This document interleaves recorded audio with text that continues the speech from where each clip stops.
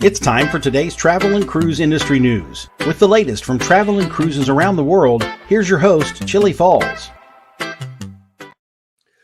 Hey, good morning. Welcome to Travel and Cruise Industry News on this, the 12th day of September, 2020, coming to you from Forest, Virginia in Bedford County, Central Virginia area, right outside of Lynchburg, on a kind of a mixed weather day here. It wasn't supposed to be raining, but it's been raining a little bit this morning. Not bad.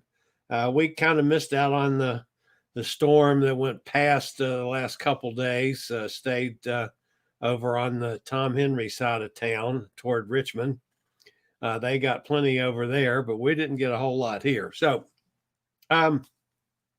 if you're new to this channel, welcome aboard. We do travel and cruise industry news every Tuesday, Thursday, and Saturday at 11 o'clock Eastern Daylight Time. And then, of course, anything happens major in between shows, I either come on live or get a video posted. We also post all information on all facets of the travel and cruise industry in the way of videos. So if you like to keep up with the latest in travel and cruise industry news or stuff going on in either industry, just hit that little subscribe button down there, wherever it is over here, anywhere, somewhere there's a subscribe button, and the little bell notification lets you know when I go live or when something new is posted. And of course, we always appreciate thumbs up on any of the stuff we do. Now, got several stories to get to this morning, and the least of which is the cotton picking weather again. That's a look at the National Hurricane Map of the Atlantic Basin, and you'll see there's 6 things on that sucker, plus there's 2 over in the Pacific. So we got a total of 8 systems to look at today. And it's a bit confusing. The most important one to look at is 19 there on the base of Florida. Now, 19 is developed literally over yesterday, I guess. Was a low pressure system off the coast of the Bahamas, became 19. Now, somewhat confusing is this whole naming system and numbering system. 19 is a low pressure system, not to be confused with 95L, which is a low pressure system. Now, what's the difference between 19 and 95L other than they're 2 different storms? I don't know. If you remember a couple days ago, the one that went up to 95 corridor, all that rain that dumped on Tom Henry and then got Emily up there in New York, that was 94L. Okay. Now, look at this map. The big kind of red thing down underneath Renee there, that big red kind of blob, that's 95L. All right. Now, 19 that we're looking at is over here in the Florida area. You'll see the red blob there that's moving up toward New Orleans. Now, basically, that's what it's doing. Now, this morning at about 5 o'clock, when I was first looking at the weather map, if our friend Bonnie down there in Fort Worth, Florida, Lake Worth, Florida, had taken Bubba and Princess out for a walk and looked straight up, that sucker would have been right over her head as it went through. Of course, it was raining pretty good. But that's 19. And it's went on across Florida. Just before I came on the air, and I'll have to check the 11 o'clock update. It's either like over Naples, Marco Island-ish, or has gone on into the Gulf. So as a matter of fact, the advisory, I don't believe the 11 o'clock is up yet. The 11 o'clock just popped in. It's now at 35 miles an hour, 1,004 millibars. It's moving west at 9 miles an hour. It looks to be just off the land, so it's probably just crossed into the water. Now, what's going to happen, folks, despite what this map says, because this was drawn up last night about midnight, this thing's going to rapidly intensify because the conditions are just perfect as it leaves off the southern part of Florida. And if you laid a straight edge down on a map and you put one end of it in Miami and one end of it New Orleans, draw a straight line, that's where this sucker's going to go. Now, yeah, it's going to vary with the cone of all that crap. But basically, it's heading for New Orleans. And it is going to rapidly intensify today. It's going to be a named storm sometime today. I'm almost certain of that because the conditions are just perfect. They're just absolutely perfect. Now, how much it's going to strengthen, who knows? Good possibility by the time it gets over near the coast of New Orleans is it possibly could reach hurricane strength. Now, what does all this naming system mean? And how do they figure it out? Okay. A tropical depression, which is the first thing that comes off. So let's go back over to the big map. Okay. The X's over there off the coast of Africa, those are low pressure systems when they first come in. They have no numbers or names or anything like that. They have to get up to 39 miles an hour to become a tropical depression. Then they have to be up to 39 miles an hour with a circulating, a rotation to become a tropical storm. That's when they're named. Once there's some circulation in the tropical depression, as long as it's less than 40 miles an hour wind speed, then it's named. So right now you've got Paulette and you've got Renee. Paulette is going to be a hurricane probably by tomorrow. And that is going to hit Bermuda probably sometime Monday. It could be as strong as a Category 2. Renee is not expected to do much of anything. Now, if you go back to this map and you look at this red blob that's 95L, that has 90% chance of development, and that is most likely going to end up being a major storm system, most likely a hurricane, and that's one that could follow the path once it starts interacting with the islands, and then who knows what it's going to do, around Puerto Rico, Hispaniola, Cuba, and into the Gulf. This one is a system that most likely is going to cause us some problems in another week or so. The one behind it that has no name or number designation yet has now been upgraded to a 30% chance.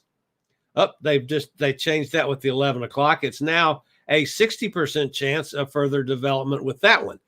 So now you got two systems over there off the coast that are now looking more likely of major development. Now, back to the naming situation. We have two storms that are on the verge of being to the naming stage. That's 19 over here that we just talked about going into the Gulf and the strengthening rapidly to get to the 39 mile an hour mark. Remember, it's 35 miles an hour now. It only has to gain 4 more miles an hour and get the circulation in it. And it will be a named storm. Okay. The next named storm is Sunny. This system back over here, the 95L, is also, its top speed is 35. So it's kind of a race which one gets to the S word first. Whichever one hits that 39 miles per hour with the circulation in it will be Sunny, and the other one will be Teddy, which is the T word. So that's the S and the T storms. All likelihood, one or the other of these is going to be sunny. The other one most likely is going to be Teddy. And then whatever else is after that, I don't even remember now. STU. I don't remember what the U name is. There's a Winifred in there. I don't know. But anyway, S and T are the next two, and it's probably going to be these two. Now, back over here in the Gulf, the yellow X, and on this map is the yellow blob.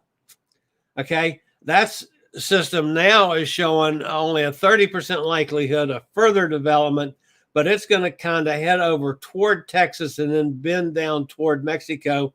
So that could cause some problems in another day or two along the western Gulf Coast and, Texas, South Texas, and into Mexico. So all that stuff is going on at once today. So you got to keep up with all of them. You got Paulette that's going to kick Bermuda's butt either as hurricane level 1 or 2.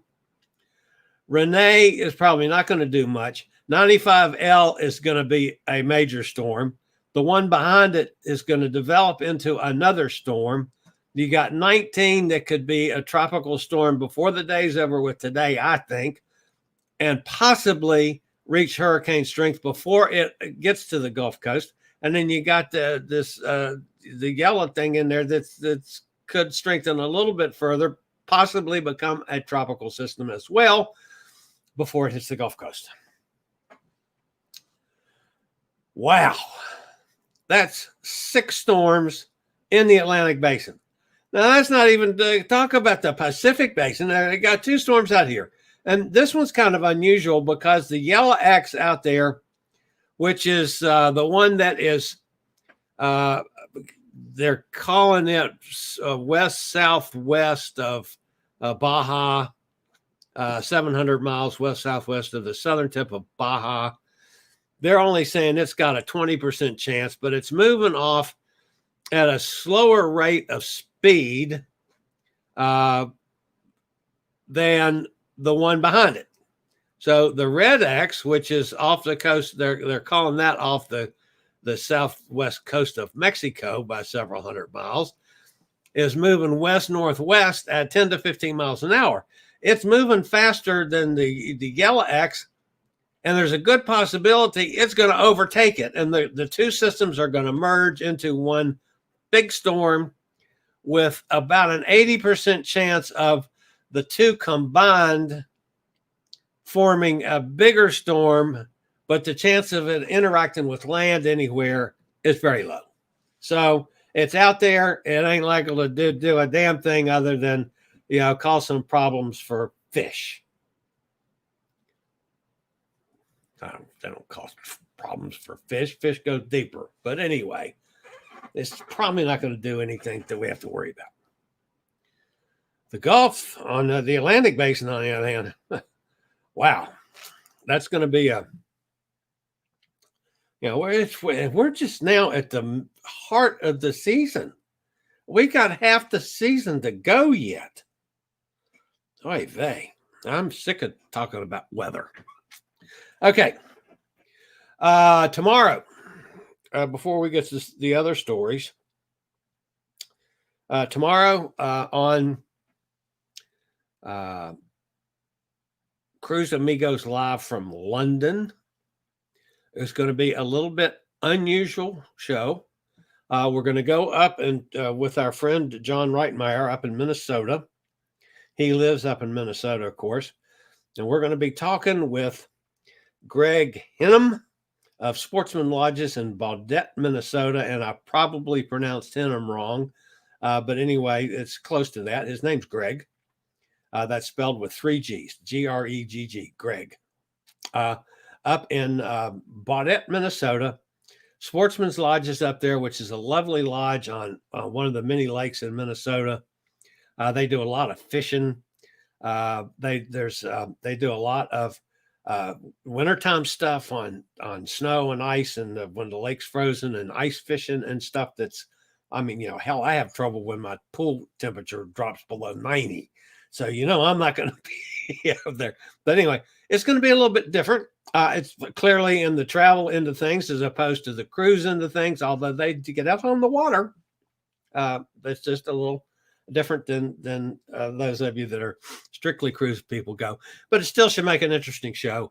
So we're going to be up in Minnesota for the Cruise Amigos live from London tomorrow. I hope you guys enjoyed our show live from Virginia yesterday with the epidemiologist and managing director of a little cruise line up there in Scotland. I thought it was an interesting show, even though he said some things that I didn't totally agree with. But that's fine. I mean, that happens when you're dealing with epidemiologists. I mean, that can even happen with Dr. Fauci, who we're going to talk about here.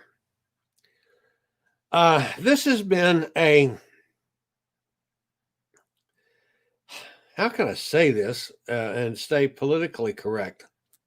A really weird week as far as I'm concerned. Since Thursday, the cruise industry, we've seen the CEOs, all three of them, aggressively calling for a smart return for service during a meeting with the Miami-Dade County Tourism and Ports Committee. They used the sailing of the Costa dell'Osa, which was on Sunday, which was Carnival's first ship back at sea in Europe, and the successful several weeks of the Grandiosa on MSC as their guides. Now, with the testimony of the three CEOs, and they went into all kinds of details, and it's all the same political stuff that you would expect. I mean, to me, they're negotiating with someone else trying to talk the CDC into changing the guidelines on the no-sail order. The CDC guidelines currently, despite what most people think, is September 30th. You can't sail, a cruise ship cannot sail from the United States until after September 30th. The cruise lines themselves decided on making it November 1st. So they added the extra month. All of them have agreed not to sail before September 1st. So before any of the cruise ships, and like Carnival's got a plan, for they've already picked out 8 ships they want to sail first, and they've laid that out.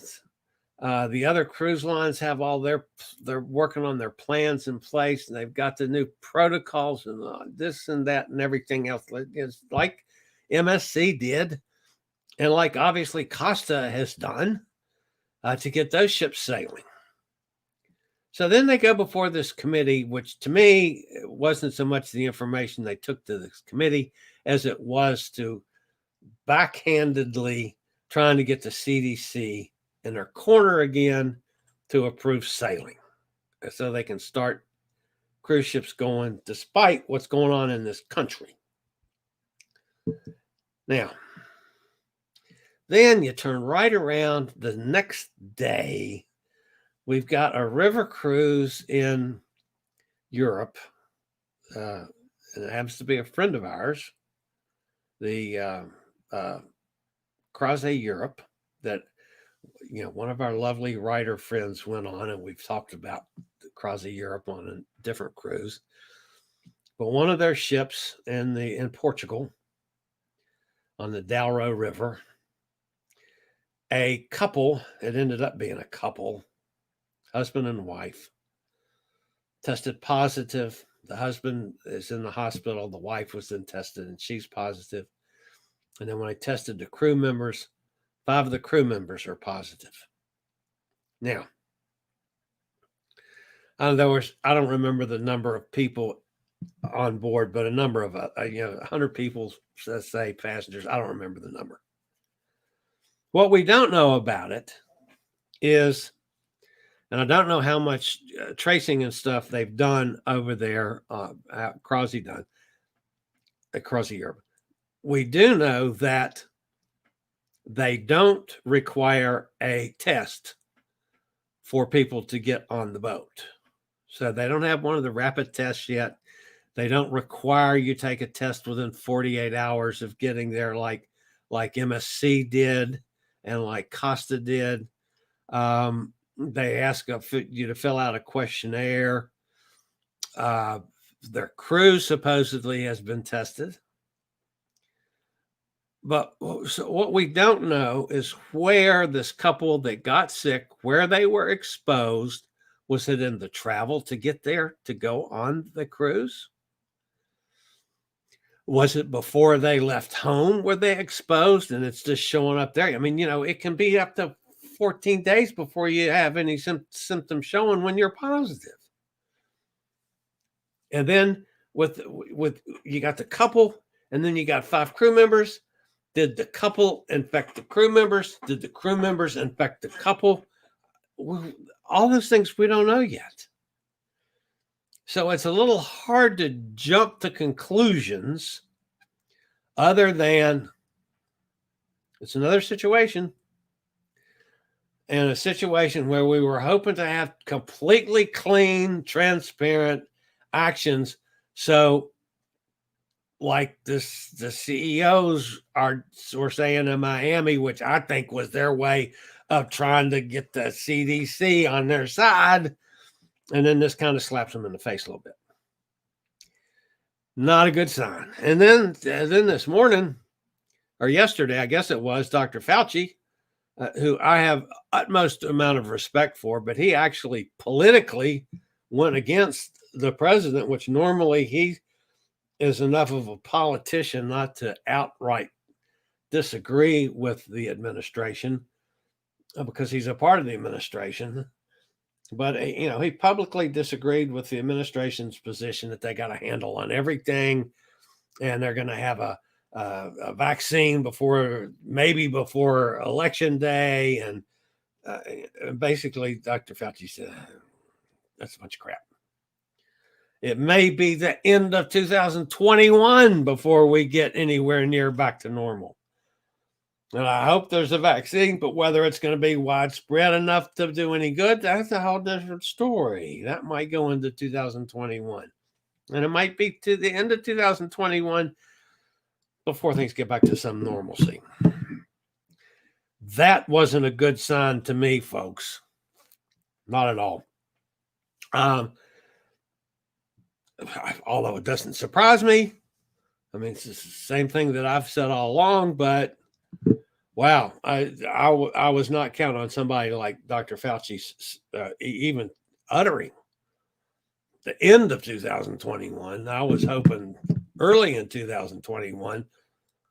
So, there's still a lot to happen, a lot to get done. And again, just like we said with Dr. Grant yesterday on that interview, the rapid testing, boy, they need to get that going and widespread and in rapid use quickly.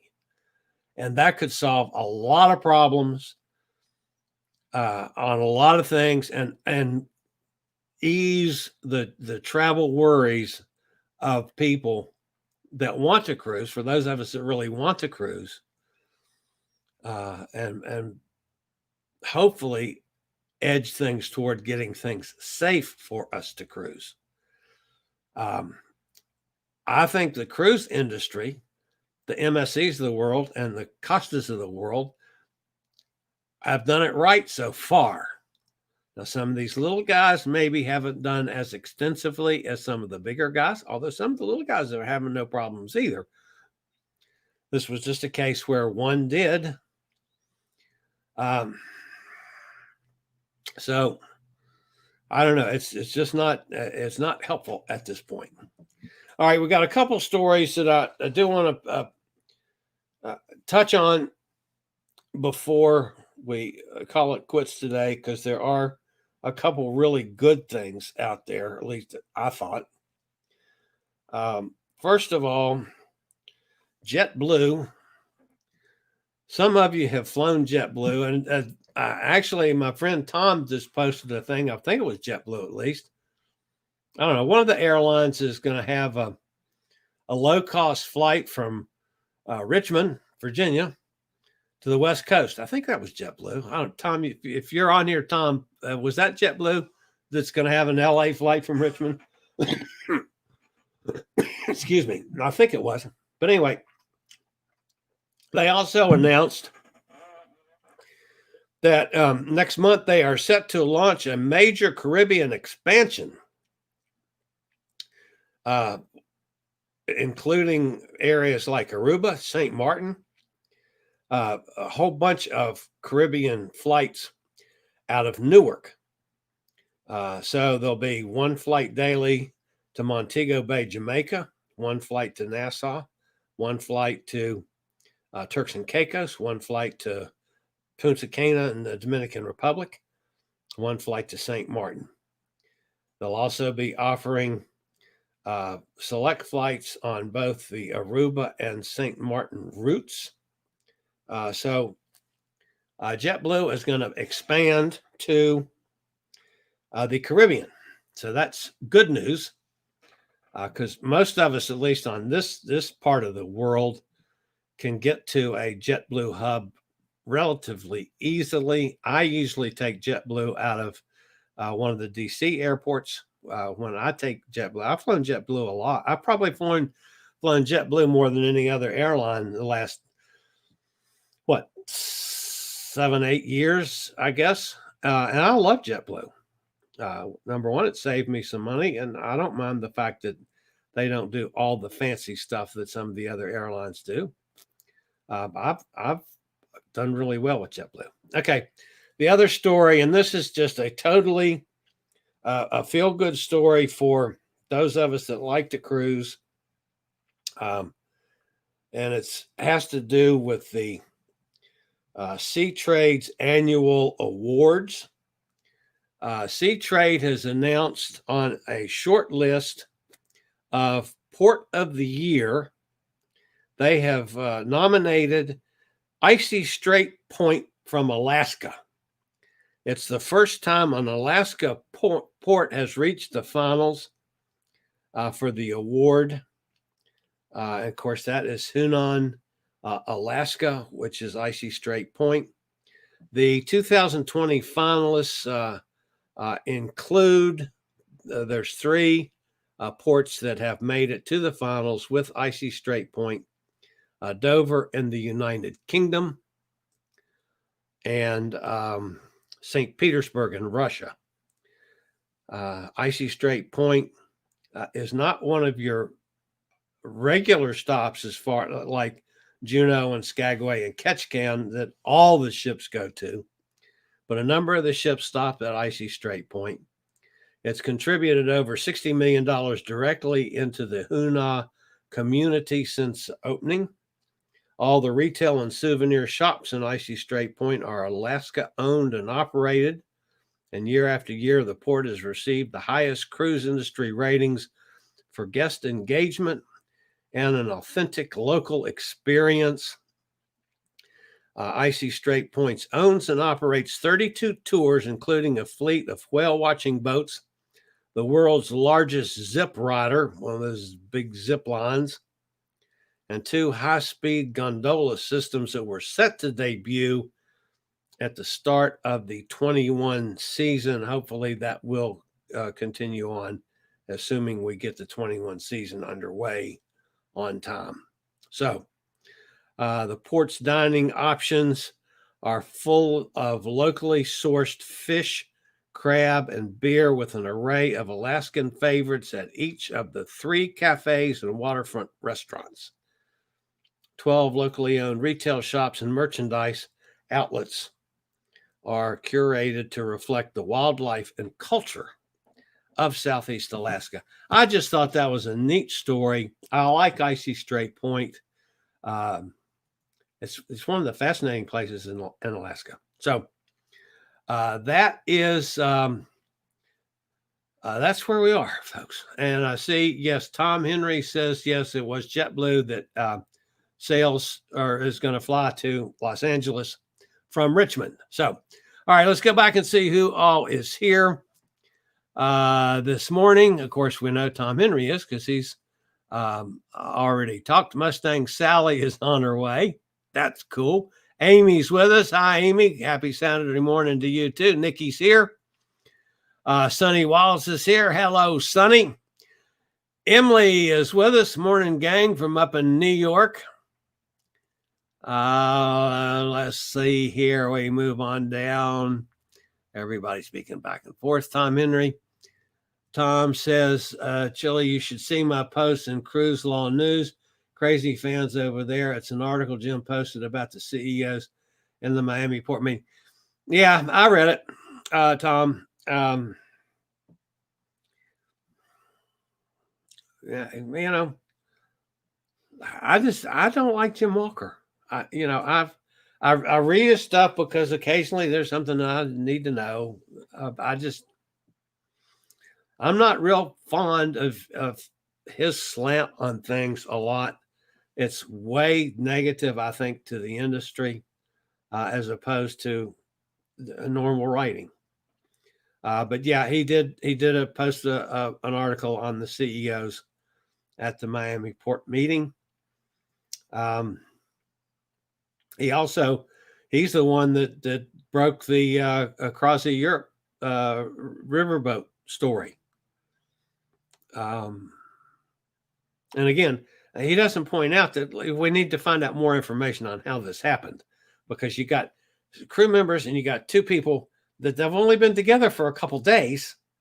So that might even be related.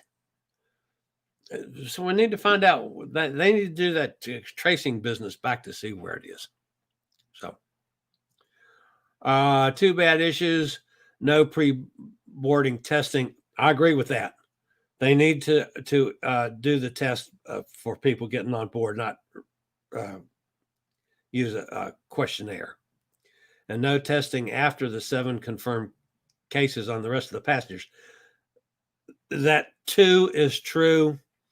I would think immediately they would arrange for testing of everybody on board before they were sent home with instructions to isolate. That's the same thing with Ruby Print. Yeah, I agree. Those protocols need to be better. And maybe it's just that these small companies didn't take it the extra step like MSC did. So, did you see Don's videos about the river cruise? He was upset. I see why he was. Yeah, Don's another one that he tends to go really off when he goes off on him. I'm upset about it because there's another black eye, but I need to have more information. That we don't know everything we need to know yet to really be upset at COO Europe, or to be upset at the people, or it's just one of those situations because we're still in the middle of a pandemic and everybody is pushing to go too fast. That's a possibility too, folks. And that's not the possibility any of you guys want to hear. I know that. But if it is, it is.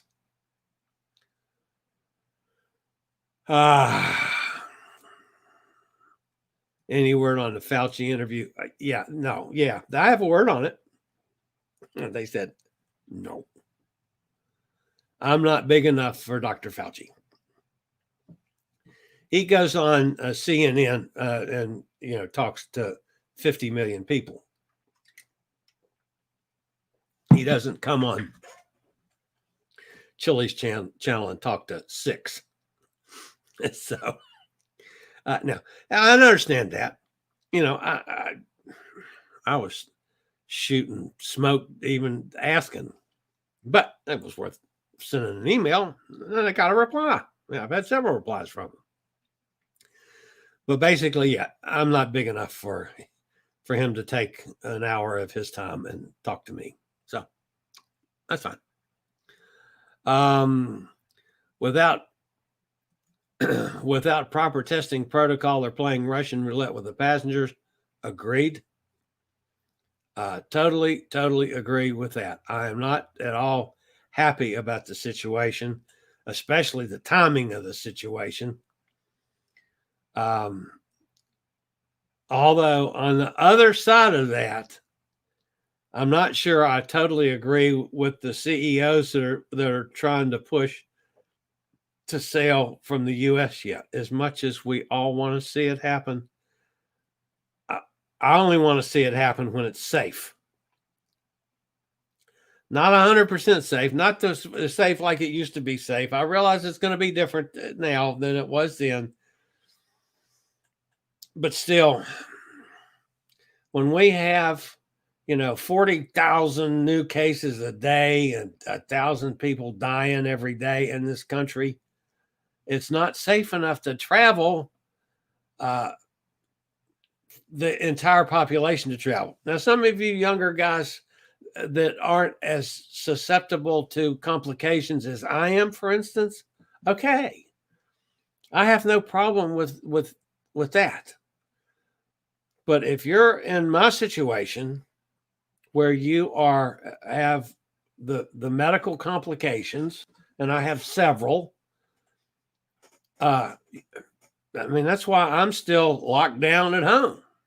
I don't go out to restaurants. We'll pick up food from a restaurant and bring it home, but I don't go sit in a restaurant. I don't go to grocery stores. I don't go do any of that. My niece does that. I've been to a grocery store twice, and that was because she was out of town, and I had to, and I was very careful about that then. So, Amy says river cruises don't have medical facilities or doctors on board cruise ship like cruise ships do. That's true. Who gave these people the advice to just go home and isolate? That we don't know. Whether that came from health department in Portugal, the dock people, the cruise line people, or the individual, but the Vasco da Gama crew. We don't know that either. I do know that they got off the ship and they went home, and they weren't tested before they did that. That part we know. Who did it? I don't know.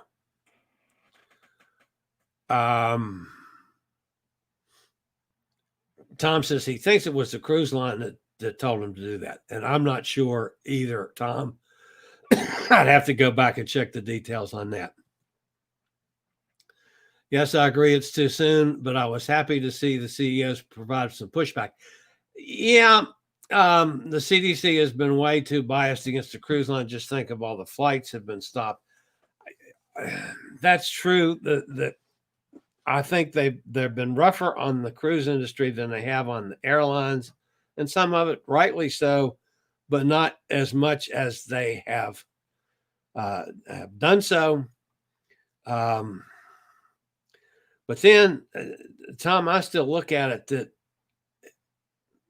I find a lot of fault still in this country on our leadership. And I'm not pointing at one leader. I'm not talking necessarily about the president. I'm talking about numerous political leadership across the country on both sides of the aisle that have tried to move things too fast, despite the health folks telling them not to, and they did it anyway, and look what it's gotten them.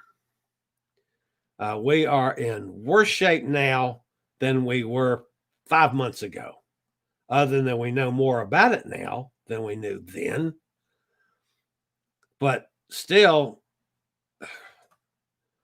I don't. And again, I'm not making a political statement. Look what would happen if everybody in this country had done it like they did it in New York and then New Jersey and that group of states that went together. They could have done the same thing that Cuomo did, and he was the one that started and took a lot of flack because he made some mistakes early. But look at the shape New York's in right now. And compare that to Florida. Compare that to Texas. Compare that to a number of other states. Compare that to North Dakota, for God's sakes. We've tried to do stuff that we shouldn't have done. And then, of course, the whole issue on wearing masks and socially distancing and all that, that's still, 40% of the people are fighting against. Instead of 40% of the people embracing it to do something for 3 months to get us out of this mess. And they won't do it because of, again, political stuff. That's why I've gotten very cynical about politicians, Republicans and Democrats. If you're a politician, I want nothing to do with you. I won't listen to anything you say. Give me the health people. Give me the Dr. Fauci's of the world, even when I disagree with him and disagree with his thinking. Or Dr. Grant in Scotland yesterday, which I disagree with a couple things he said. But, I mean, he's an epidemiologist. He's, in the know.